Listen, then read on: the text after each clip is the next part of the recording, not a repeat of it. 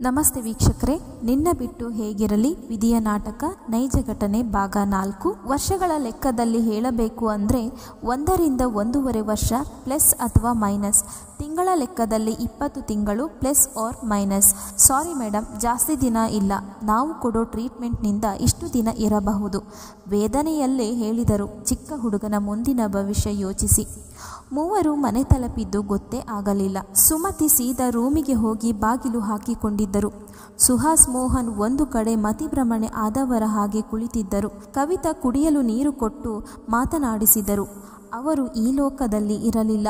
ಮುಂದಿನದ್ದು ಯೋಚಿಸುತ್ತಾ ಕುಳಿತಿದ್ದರು. ಸುಮತಿಯ ಮನಸಾಕ್ಷಿ ಅವಳನ್ನು ನೋಡಿ ವ್ಯಂಗ್ಯವಾಗಿ ನಗುತ್ತಿತ್ತು. ಮಗನಿಗೆ ಏನೂ ಕಷ್ಟ ಬರಬಾರದು ಅಂತ ಅವನು ಕೇಳಿದಕ್ಕಿಂತ ಹೆಚ್ಚಿಗೆ ಅನುಕೂಲ ಮಾಡಿ ಈಗ ಈ ಸ್ಥಿತಿ ಕಾರಣವಾಗಿದೆಯಾ? ಅವನ ಸಾವಿಗೆ ಒಂದು ರೀತಿ ನೀನೇ ಕಾರಣ.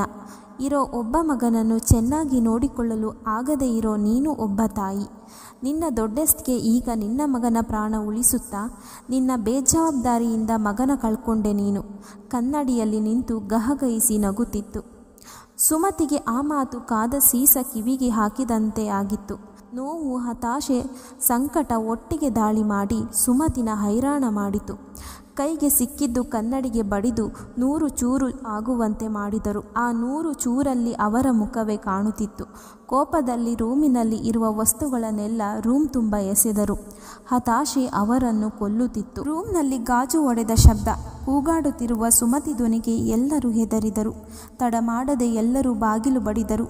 ಸುಮತಿ ಬಾಗಿಲು ತೆಗೆಯಲಿಲ್ಲ. ವಿವೇಕ್, ಸುಹಾಸ್ ಸೇರಿ ಬಾಗಿಲು ಒಡೆದು ಒಳಗೆ ಹೋಗಿದ್ದರು. ರೂಮಿನ ವಸ್ತುಗಳು ಚಿಲ್ಲಾಪಿಲ್ಲಿಯಾಗಿ ಬಿದ್ದಿದ್ದವು. ಸುಮತಿ ಕೂದಲು ಕಿತ್ತುಕೊಂಡು ಅಳುತ್ತಾ ಕುಳಿತಿದ್ದರು. ಸುಹಾಸ್ಗೆ ಅಮ್ಮನ ಗೋಳಾಟ ನೋಡಿ ಹಿಂಸೆ ಆಗಿತ್ತು. ಕ್ಷಣಿಕ ಸುಖಕ್ಕೆ ಜೀವನವನ್ನೇ ನಾಶ ಮಾಡಿಕೊಂಡಿದ್ದೀನಿ. ಇನ್ನು ಅಪ್ಪ ಅಮ್ಮನ ಕಳ್ಕೊಬಾರ್ದು ಅಂತ ಸುಮತಿ ಹತ್ತಿರ ಹೋಗಿ ಅವರನ್ನು ತಬ್ಬಿಕೊಂಡಿದ್ದ. ಮಗನ ಸ್ಪರ್ಶ ಅವರಿಗೆ ಹಿತ ಎನಿಸಿದರೂ ಇನ್ನೂ ಸ್ವಲ್ಪ ದಿನ ಅಷ್ಟೇ ಅವನು ನಮ್ಮ ಜೊತೆ ಇರೋದು ಅನ್ನುವುದು ನೆನಪಾಗಿ ಕಣ್ಣೀರು ಹರಿದಿತು. ಚಿನ್ನು, ನನ್ನನ್ನು ಬಿಟ್ಟು ಹೋಗಬೇಡವೋ? ವಯಸ್ಸಾದ ಕಾಲದಲ್ಲಿ ಮಗನ ಕಳ್ಕೊಂಡು ಹೇಗೆ ಇರಲಿ? ನಾನು ನಿನ್ನ ಜೊತೆ ಬರ್ತೀನಿ, ನನ್ನ ಬಿಟ್ಟು ಹೋಗಬೇಡ ಅಂತ ಅವನನ್ನು ಗಟ್ಟಿಯಾಗಿ ಅಪ್ಪಿಕೊಂಡಿದ್ದರು. ಮನೆಯಲ್ಲಿದ್ದವರಿಗೆ ಆಘಾತದ ವಿಚಾರ. ಕವಿತಾ ಜೋರಾಗಿ, ಅಕ್ಕ, ಯಾಕೆ ಕೆಟ್ಟ ಮಾತು ಆಡ್ತಿದ್ದೀಯಾ? ನಿನಗೇನು ತಲೆ ಕೆಟ್ಟಿದೀಯಾ? ಚಿನ್ನು ಚೆನ್ನಾಗಿ ಇದ್ದಾನೆ. ಅವನ ಸಾವು ಬಗ್ಗೆ ಯಾಕೆ ಮಾತಾಡ್ತಿದ್ದೀಯಾ? ಹುಚ್ಚು ಹಿಡಿದಿದೆಯಾ ನಿನಗೆ? ಕೋಪದಲ್ಲಿ ಅಬ್ಬರಿಸಿದರು ಕವಿತಾ. ಮನೆಯ ಮೊದಲ ಮಗು ಸುಹಾಸ್ ಮೇಲೆ ಎಲ್ಲರಿಗೂ ವಿಪರೀತ ಪ್ರೀತಿ. ಮೋಹನ್ ಎಲ್ಲರಿಗೂ ಹಾಸ್ಪಿಟಲ್ನಲ್ಲಿ ನಡೆದಿದ್ದು ಹೇಳಿದರು. ಎಲ್ಲರೂ ಉಸಿರಾಡುವುದನ್ನು ಮರೆತಂತೆ ನಿಂತಿದ್ದರು. ಸುಹಾಸ್ ಅಮ್ಮನ ಕಾಲು ಹಿಡಿದುಕೊಂಡು, ಪ್ಲೀಸ್ ಅಮ್ಮ, ನನ್ನನ್ನು ಕ್ಷಮಿಸು. ಆಗ ಫ್ರೆಂಡ್ಸ್ ಎಲ್ಲ ತಗೊಳ್ತಿದ್ದರು ಅಂತ ನಾನು ಅಭ್ಯಾಸ ಮಾಡಿಕೊಂಡೆ. ಅದು ತಪ್ಪು ಅಂತ ಅದನ್ನು ಬಿಟ್ಟಿದ್ದೀನಿ ಅಮ್ಮ. ಹೀಗೆ ಆಗುತ್ತೆ ಅಂತ ನನಗೆ ಗೊತ್ತಿರಲಿಲ್ಲ ಅಮ್ಮ, ಕ್ಷಮಿಸಮ್ಮ. ಇನ್ಮೇಲೆ ನೀನು ಹೇಳಿದಂತೆ ಕೇಳ್ತೀನಿ. ನಿನ್ನ ಬಿಟ್ಟು ಎಲ್ಲಿಗೂ ಹೋಗಲ್ಲ ಅಮ್ಮ. ಅವನ ಗೋಳಾಟ ಎಲ್ಲರಿಗೂ ಕಣ್ಣೀರು ತರಿಸಿತು.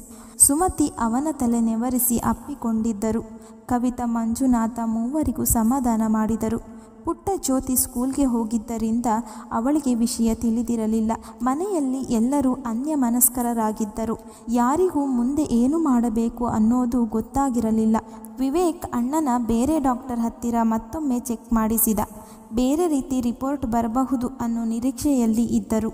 ತೋರಿಸಿದ ಇಬ್ಬರು ಡಾಕ್ಟರ್ ಕೂಡ ಡಾಕ್ಟರ್ ಕಶ್ಯಪ್ ಮಾತೆ ಹೇಳಿದಾಗ ಕುಟುಂಬದವರು ಮಾನಸಿಕವಾಗಿ ಕುಸಿದು ಹೋಗಿದ್ದರು. ಸುಹಾಸ್ ವಾರದವರೆಗೂ ಅದೇ ಚಿಂತೆಯಲ್ಲಿ ಇದ್ದನು. ಕೊನೆಗೆ ತನ್ನ ಅಂತ್ಯ ಸತ್ಯ ಅಂತ ಅದಕ್ಕೆ ಹೊಂದಿಕೊಂಡಿದ್ದ.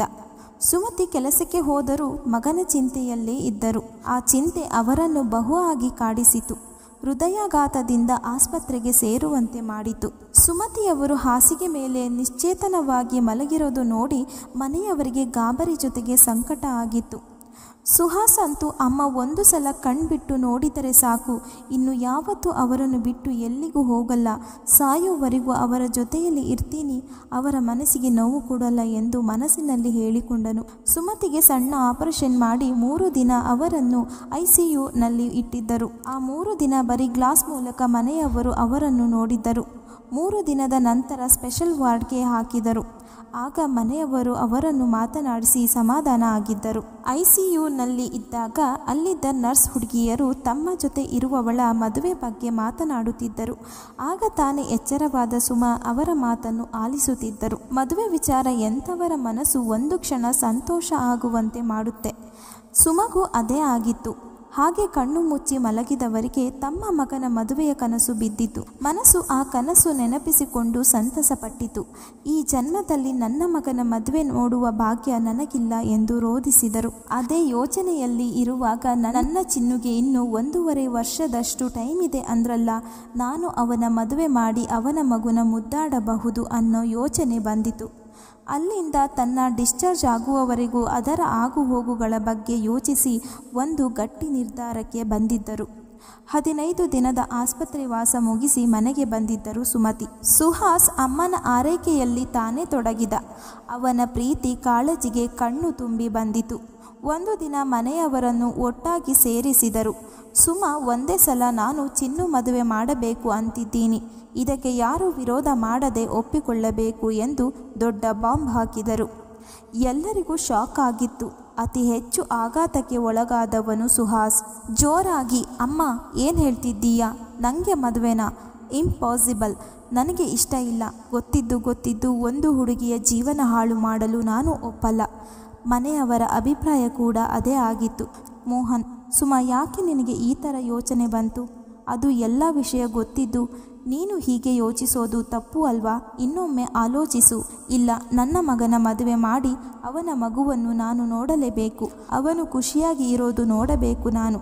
ತಮ್ಮ ಹಠವನ್ನು ಮುಂದುವರಿಸಿದರು. ಅಮ್ಮ, ನಾನು ನಿಮ್ಮ ಜೊತೆಗೆ ಖುಷಿಯಾಗಿ ಇದ್ದೀನಿ ಅಮ್ಮ. ನನಗೆ ಇನ್ನು ಯಾವ ಖುಷಿ ಬೇಡ, ಕಣ್ಣೀರು ಹಾಕುತ್ತಾ ಹೇಳಿದ ಚಿನ್ನು. ಕವಿತಾ, ಅಕ್ಕ, ಒಂದು ಹುಡುಗಿ ಜೀವನದ ಪ್ರಶ್ನೆ ಕಣೆ.